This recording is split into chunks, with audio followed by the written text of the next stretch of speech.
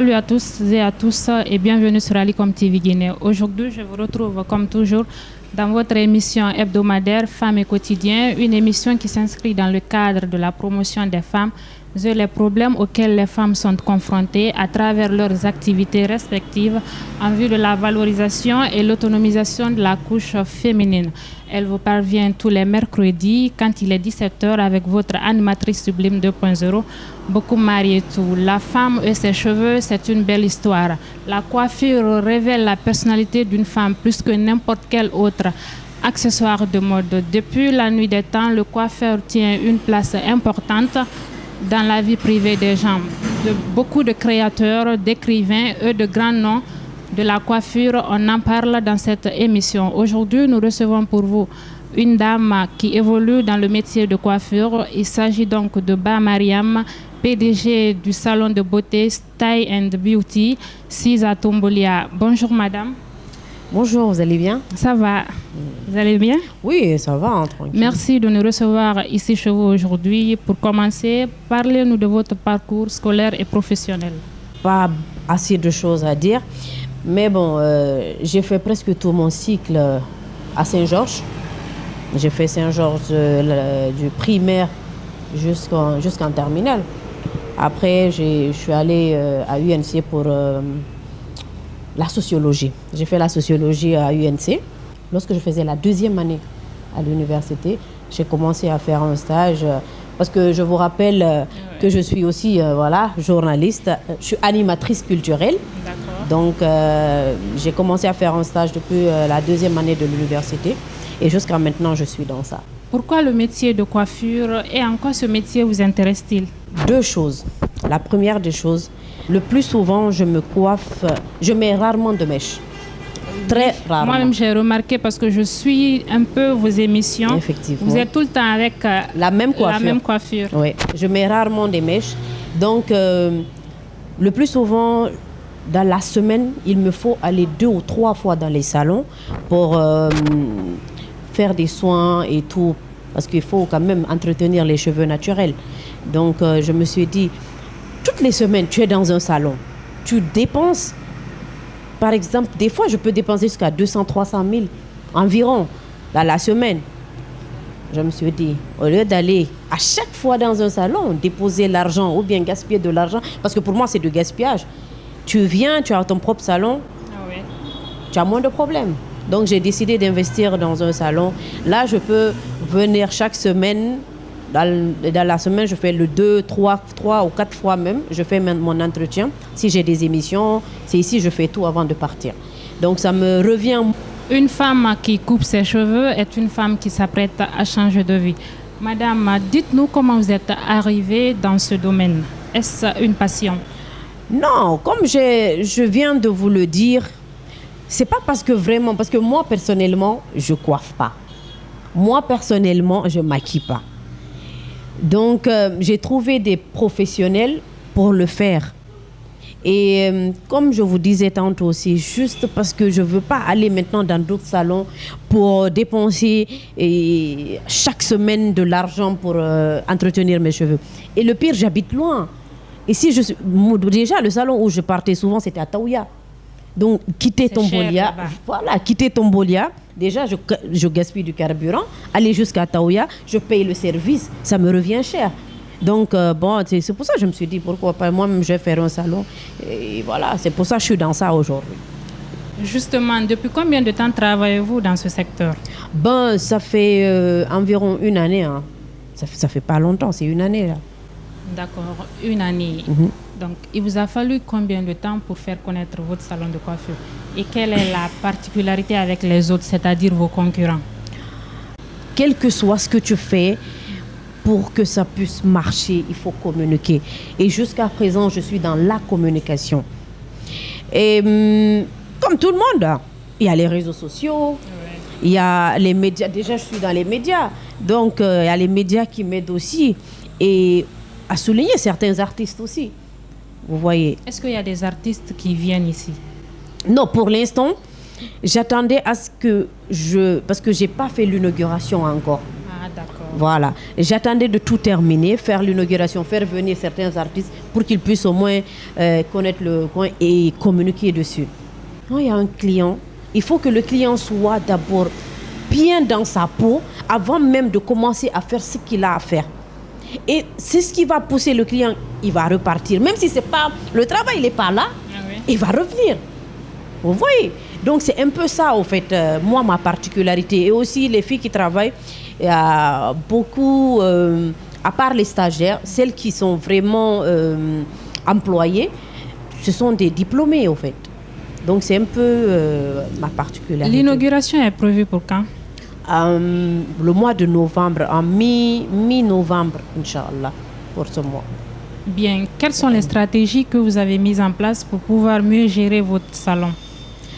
Vous savez, c'est pas difficile, surtout avec ce que je fais, parce que je suis presque jamais ici. Dans cette aventure, aviez-vous eu des personnes qui vous ont soutenu financièrement? Bon, bien sûr, hein. Et ça, pas trop, parce qu'au début, la personne qui a voulu m'aider, elle me disait d'abord, comment je vais voir?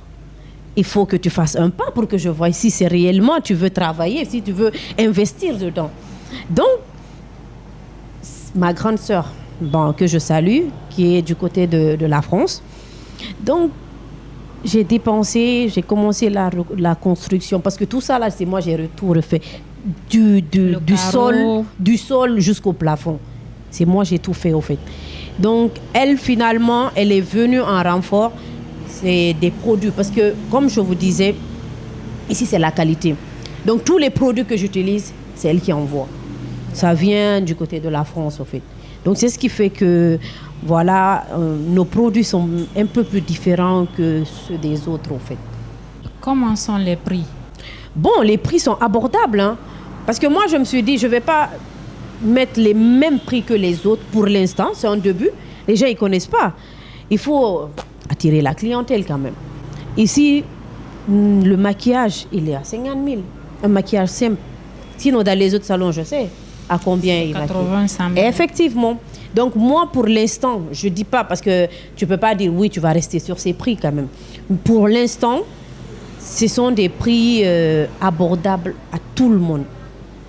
Donc, ce ne sont pas des prix exorbitants. C'est le maquillage seulement vous faites ici ou bien vous faites des ongles? Non, il y a le maquillage, il y a le foulard, il y a les ongles, il y a pédicure comme vous voyez, que vous avez vu ici, il y a manicure, il y a gommage aussi de visage. Donc, ce sont ces activités qu'on exerce ici. D'accord, merci. Et voilà, mes téléspectateurs et téléspectatrices d'Alicom TV. Vous êtes toujours dans votre émission Femmes et Quotidien, une émission qui fait la promotion de la femme africaine dans toute sa globalité. Retour sur ce plateau avec notre charmante et belle invitée. Madame, expliquez-nous les difficultés que vous rencontrez dans votre métier de coiffure. Bon, comme je vous dis, moi-même, je ne le fais pas. Donc, je pense que ce qui fatigue actuellement, c'est la communication, les clients. Et avec l'actualité, l'état de voilà, l'électricité qui fatigue. Donc, toute la journée, s'il n'y a pas d'électricité, les gens ne viennent pas. Donc, à partir de 18h que le courant revient, et voilà quoi. On commence à travailler ça aussi, c'est juste 2 ou 3 personnes. Mais bon, moi, je me suis dit, c'est mieux de trouver une stratégie. Je me paie un groupe électrogène sur tranquille, qui est le courant ou pas, moi, je travaille. Donc, ça, je vais le commencer le début de la semaine. Vous travaillez 7 sur 7 sauf les lundis. Mais ça, des fois, si on a des clients, parce qu'il y a des clientes, des fois, qui nous appellent. Vous savez, il y a le numéro du stand qui nous appelle pour dire qu'ils ont des cérémonies, elles ont besoin de se faire maquiller. Là, on ouvre spécialement pour... L'ouverture, c'est à quelle heure? L'ouverture du salon? C'est à 9h, 10h. La fermeture? Ça dépend. Même des fois, on peut fermer à 23h s'il y a beaucoup... Surtout les week-ends. Par exemple, samedi, dimanche, des fois, on est là jusqu'à 23h passées. Et les autres jours, par exemple, c'est à 20h, 19h, 20h ou 21h. Quelle est la relation qui existe entre vos travailleurs et vous? Pour ça, déjà, je crois qu'il y a beaucoup d'entre elles qui vont dire que je souris pas beaucoup, je parle pas beaucoup avec elles. Mais d'un côté, c'est pas parce que c'est méchant, tu vois. Déjà, je suis une personne, je suis très timide. Tout le monde me connaît pour ça, je parle pas beaucoup. Mais j'essaye de faire un effort pour communiquer avec les filles.